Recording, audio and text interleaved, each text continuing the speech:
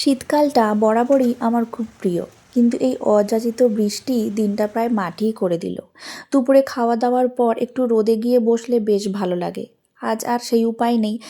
অসময়ের কোনো জিনিস আমার যেন একদম ভালোই লাগে না। এই বৃষ্টি জানলার ধারে বসে কত উপভোগ করতে ভালো লাগতো, কিন্তু আজ আর জানলার ধারে বেশিক্ষণ বসে থাকতে পারলাম না। তাই ভাবলাম একটু আঁকিবুকি করলে ভালো হয়। তাই রং তুলি নিয়ে বসে পড়লাম। একটা সময় এই ড্রয়িংটাই আমার প্যাশন ছিল, কিন্তু এখন আর সেটা করেই ওঠা হয় না। ভালো লাগাগুলো কিভাবে কোথায় হারিয়ে যায় বুঝতেই পারি না। তো এই যে হলো আমার ফাইনাল ড্রয়িংটা, প্রায় 2 থেকে 2.5 ঘন্টা সময় লেগেছে এটা করতে।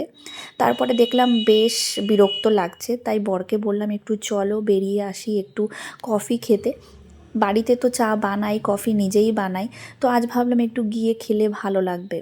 তাই দুজনে মিলে গিয়েছিলাম একটু স্টেশনের কাছে। এখানে এই কফিটা বেশ ভালোই বানায়। তো আজকে স্ন্যাক্সে বিস্কিট আর কফি খেয়ে চললাম বাড়ির দিকে।